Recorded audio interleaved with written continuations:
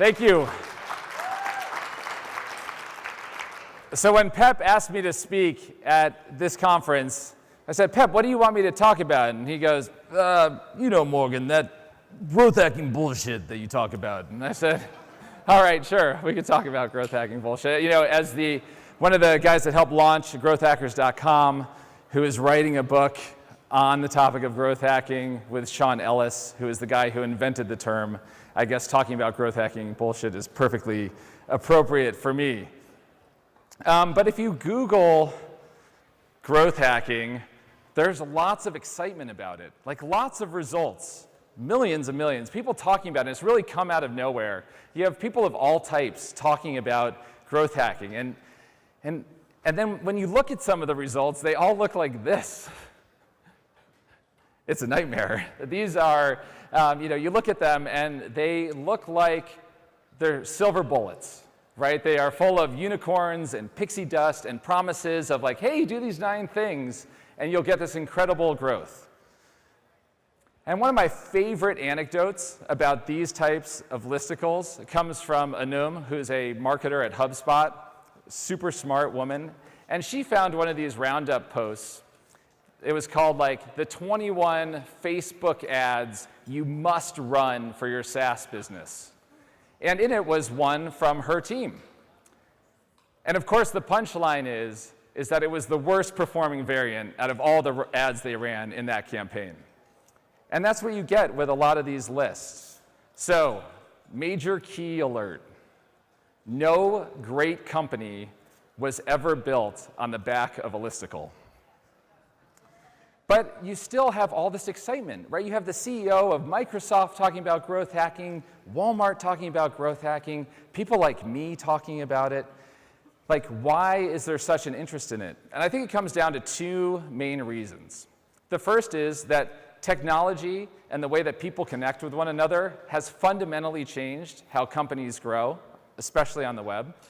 And then number 2, and perhaps more important, is that the people that write the checks got tired of marketers like me not owning the results, right? Just kind of waving their hands when people started asking about results. So let's look at the trends first, right? The first is that there are massive leaps in data and connectivity, which has completely changed how companies can optimize products. And whoever can leverage the data the fastest to make product improvements wins. The second is the rise of these massive online platforms, right? You know this. They rise, they fall. You have Facebook and then YouTube and MySpace, and then MySpace disappears, and now you have the app stores, and you can't keep up with them. Every time one pops up, another one dies, and it just keeps happening over and over, which creates really short bursts of opportunity, and then really incredible competition, and then ultimately it goes away.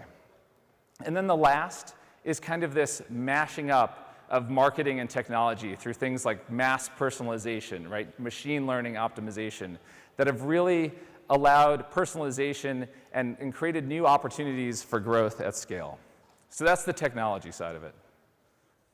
The second part is kind of where growth hacking came from with Silicon Valley, where people inherently do not trust marketers.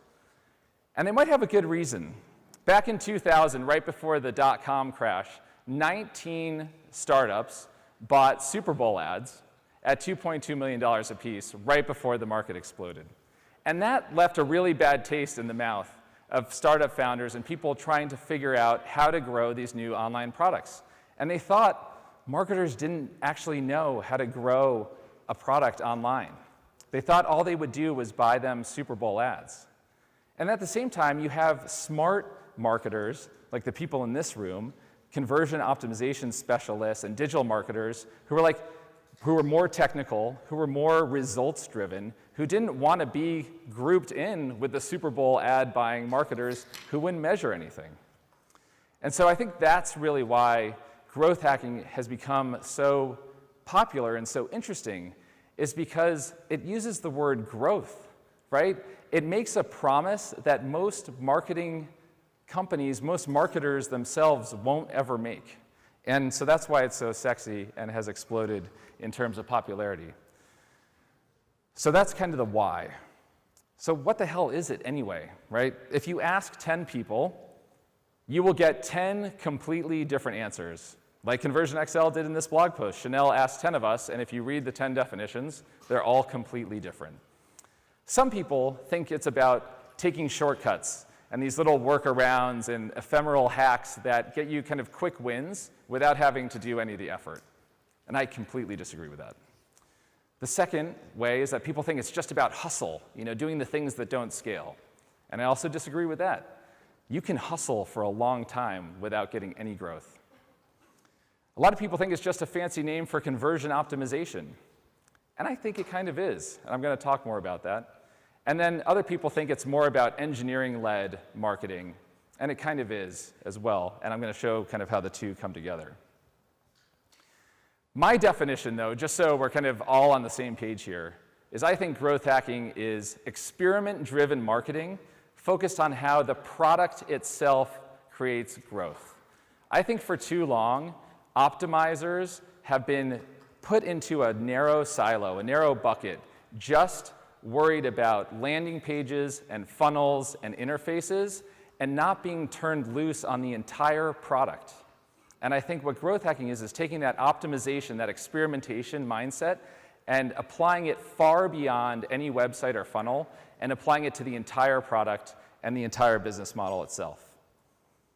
So what I want to do now is kind of show you how the growth hacking process works at some of these super fast-growing companies, right? Like, obviously, some of these companies like Facebook, LinkedIn, Uber, Airbnb are doing something different, right? They are outpacing their peers by leaps and bounds. And I want to show you how they do it and what their growth process is. I've actually studied more than 20 of these fast-growing companies, doing detailed research, interviews, and case studies with them. They're actually being turned into case studies to be published at Harvard Business School in the coming term to be taught. And what the punchline is, after all of that research, is that rapid experimentation across the entire company is how these companies win and create breakout growth. So I'm going to show you how that process works, how it looks, and I'm going to show you how we apply it to our own company, the company that I run, Inman News, a small 25-person company, to get similar breakout results. And this is kind of what I define as growth hacking. So the first thing is that rapid experimentation fundamentally drives growth when it's applied to the product in the right way. So Satya Patel, who ran growth at Twitter back during its heyday, so Twitter, a dying platform now, but at one time it was growing really fast. And this is that time period. During 2010, Twitter only ran about half a test per week in their growth team. So a very low kind of testing velocity, especially when you look at the millions of users that they have during that time period. Then, in 2011, they commit as a growth team to really ramping the velocity of their experimentation, ramping up to 10 tests per week. And you can see the growth that comes along with it. And the tests that they were doing wasn't anything crazy. It's tests that all of you as optimizers in here would recognize as familiar, right? So they did many homepage tests. Here's a bunch. They also did things like fix form validation errors in non-Western language countries that led to massive gains. All basic conversion optimization things. And the difference is that at such a scale, and with people out really noticing it, people turn around and say, wow, Twitter's growing like crazy, they're growth hacking. Well, no, they're just they just massively increase the velocity of their tests. And this is what it looks like today. And it looks like it's going backwards. So fast forward a few years. Pinterest is kind of another one of these massive platforms. And they are also incredible optimizers as well. The engineering team there on the engagement team built a machine learning optimization bot called CopyTune. And what this bot does is allows them to optimize the copy in all of their customer communication touch points across 30 languages, 20 variants apiece, and it picks the winners all by itself and then puts up the next challenger. And this has given this company, which has hundreds of millions of active users, massive wins in their monthly active user rate just by building this one machine learning optimization bot. And people love to call that growth hacking, and that's just engineering and optimization put together. But when you look at these companies, it goes far beyond just the funnels and landing pages. They approach optimization and they apply it across the entire product. And so one analogy that I like to use comes from right here in the state of Texas. It's the Baylor University football team. The Baylor football team runs a high-tempo offense. They run about 88 plays per game, which is about 14 more than their competition does in any given day. Right? Any given game, they're running 88, and that's about 14 more. And over the course of a whole season, that equates to about 2 full games of additional learning and plays run over their competition. Right? So it's these small edges that they accumulate game after game with more experimentation, more chances to score, more plays to run, that gives them the edge and creates success. And Baylor is usually a top-ranked football program. But I think the key takeaway here is, for everyone in this room, is that it's not like the quarterback or the wide receivers decide to run plays faster, right? It's not like one day they woke up and they said, hey, we're just going to try to run plays faster and create more growth. The entire Baylor football program, from the university to the coaching staff, the administration, the trainers, and yes, ultimately the players, are all built to facilitate high-rate, high-tempo experimentation. Right? It's not just about one team in a silo deciding to make a change in behavior. It's that the entire organization has been created to support this type of rapid experimentation program.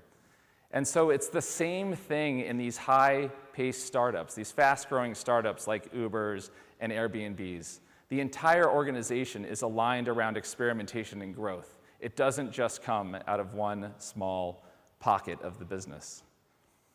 And really what this comes down to is that for too long, marketing, digital marketing, optimization has been siloed. And growth is a company-wide imperative.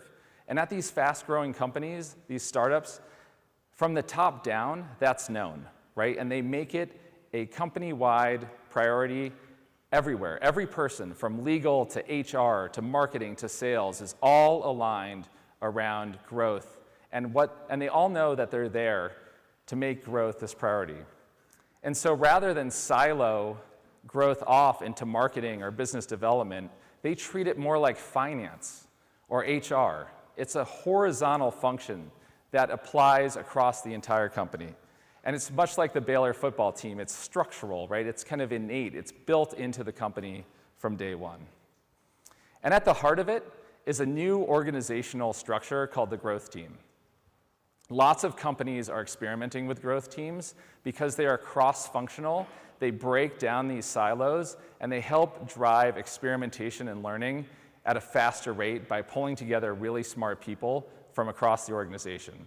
This is the original Facebook growth team, and lots of people use it as a template. And if you look at it, there's not a single marketer there, right? You have a product manager, an engineer, a data scientist.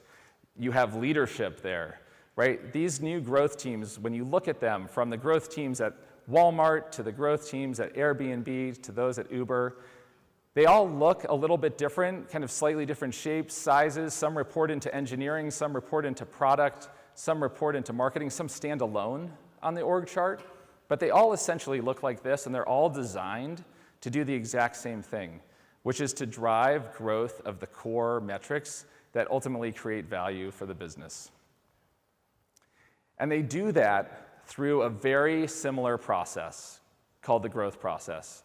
If you look at companies like LinkedIn, if you look at companies like HubSpot, and Brian Balfour is speaking tomorrow, you definitely don't want to miss that talk, you will see processes that look pretty much like this. And what it is it's a feedback loop, right? Anyone that's a scientist knows that, or has studied just biology 101, knows that there are positive feedback loops and negative feedback loops.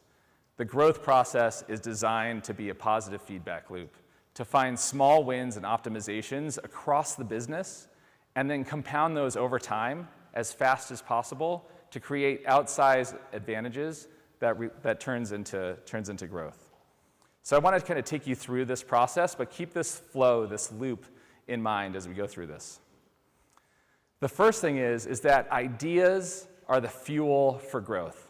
Linus Pauling, Nobel Prize winner, said that you can't have a good idea without having lots of ideas, right? And too often, growth ideas are locked up to a small team, to marketing, to business development, to sales. But really what these companies do is they empower everyone to participate in the ideation process around growth. At our company, we take growth ideas from customer success, from legal, from HR, from our outside investors, right? And then it kind of changes the dynamic. Rather than getting a nagging email about why something's broken or why haven't you tested that, now everyone's on the same page participating and trying to grow what really matters. And it's not just about landing pages and funnels, it's across the entire customer lifecycle, from acquisition, retention, revenue, you name it. But there's an important thing to note here. These ideas aren't just the whims of management, right? They aren't just blue sky thinking. They are written as hypotheses. And we've heard plenty about hypotheses, but it's really critical because if you create a growth process and throw a bunch of garbage into it, guess what? You get garbage out, right? So hypothesis quality dictates the impact and the performance of this growth process. So they have to be data and evidence-based. They have to be testable. They have to be defensible. If you don't know the scientific method or forgot it from 7th grade, go back, read Wikipedia about it. It's a great primer to get back up to speed on it. So you have ideas coming in. Ideas are your raw fuel, right? If growth is a locomotive, ideas are the coal getting shoveled in to the engine. Without ideas, your growth engine starves and will run out of fuel. But you can only test so many things, right? Every test has an opportunity cost. Everything you pursue has the cost of all the other things you chose not to pursue. And so focus and prioritization is a key part of the growth process. The growth lead owns the focus. So whether that's a North Star metric, a core KPI, an OKR, whatever it is, that's the first lens of prioritization. So the growth team focuses on moving those core KPIs, and then the hypotheses that fall within that focus area are scored. We've heard lots of ways to prioritize ideas. We use one called ICE. It stands for impact, confidence, and ease. But any of these scoring methodologies can be helpful. And then the growth team nominates the ideas and experiments for testing. And again, I'm going to talk a lot about moving faster, moving through this loop as fast as possible. And it's important to remember that it's not about throwing spaghetti against the wall. The goal is not to test more. The goal is to grow more, right? And so we're always keeping that front and center. It's about being intentional, but moving quickly. There's a difference between going fast in an Indy car and going fast in a runaway truck without brakes. We want to be the Indy car, not the truck without brakes.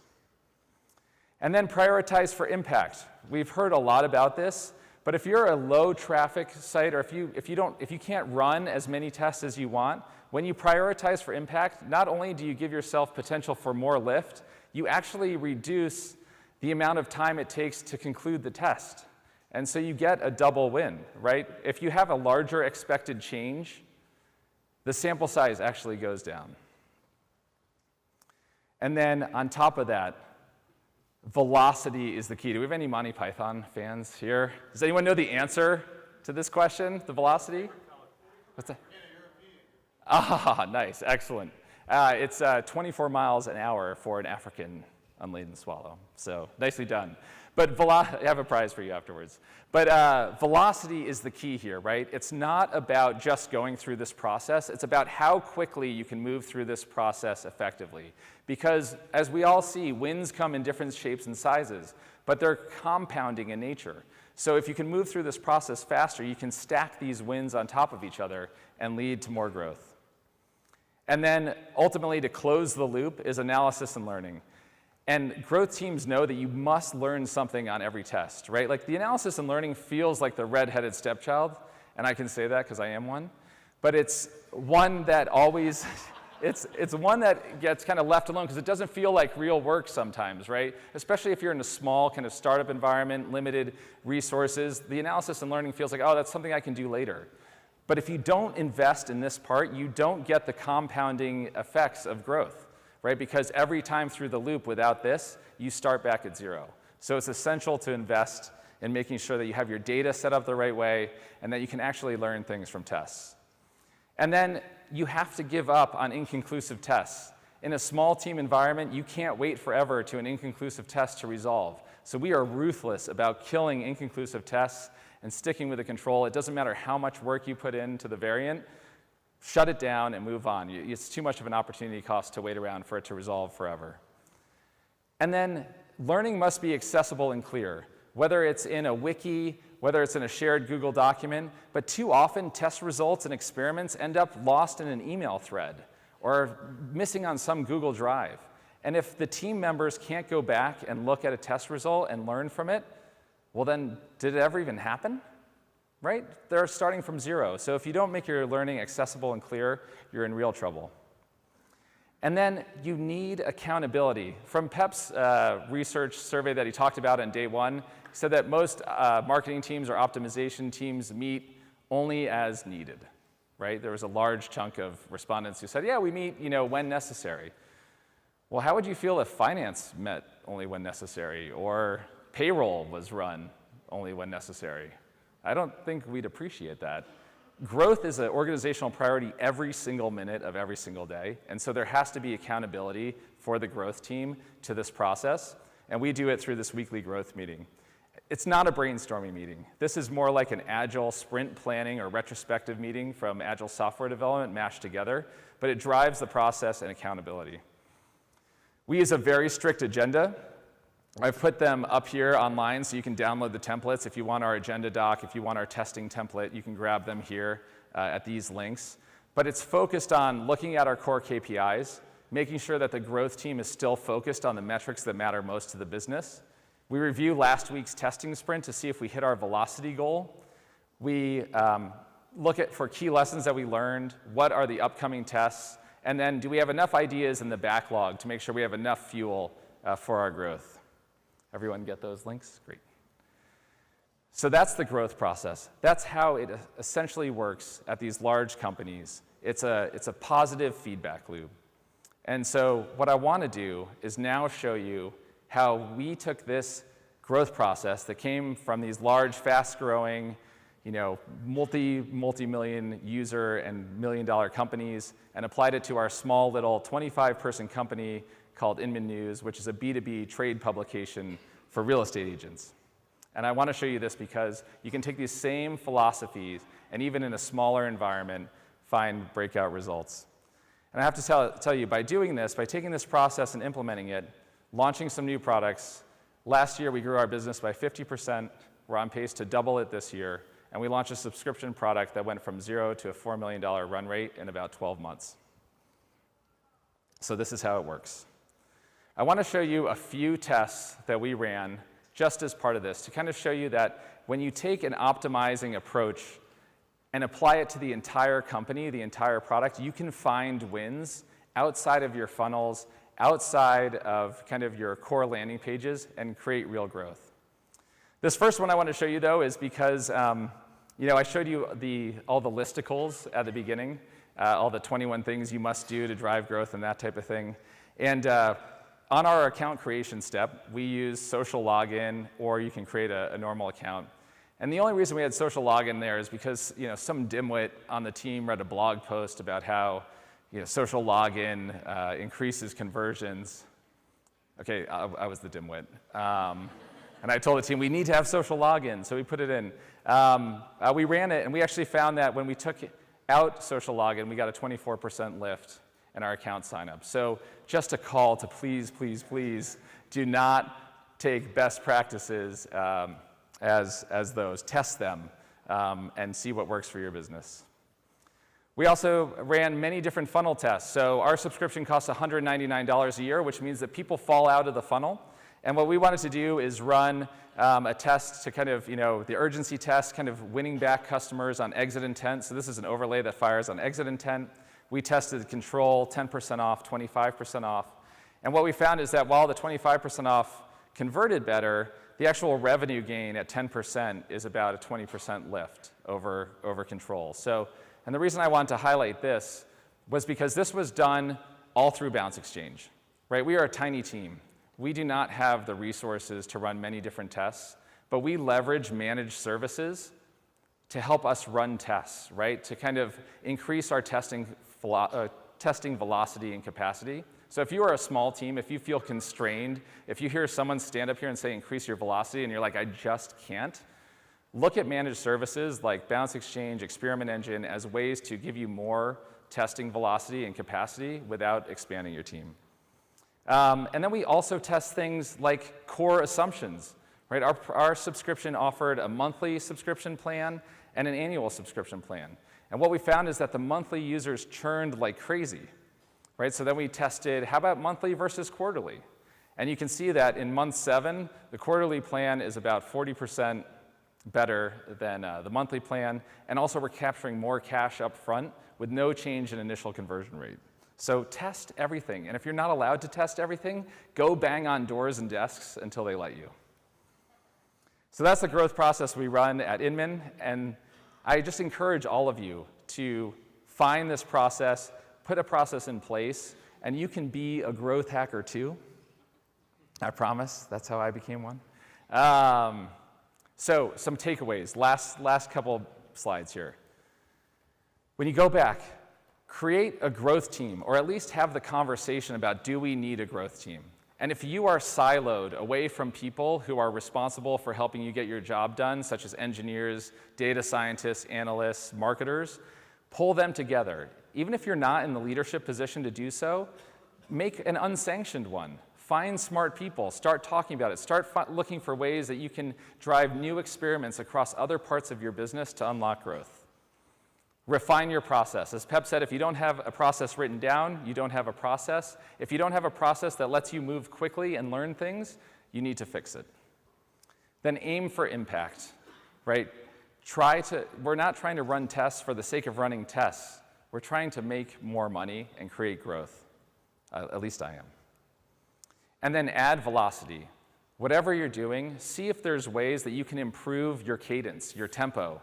Right? Obviously, there are certain limitations based on traffic and whatnot, but look for other areas that you can experiment with. Experiment across the business. Take optimization out of the silo of the website and apply it across the organization. And then lastly, be a force for growth. Go home, go back to your teams, your companies, and say, hey, we're not just running tests, we're not just launching campaigns, we're not just marketing, we are responsible for creating the growth engine for this business. And if you do that, you can kiss these listicles and silver bullets goodbye and find growth for yourself. Thank you very much for your time.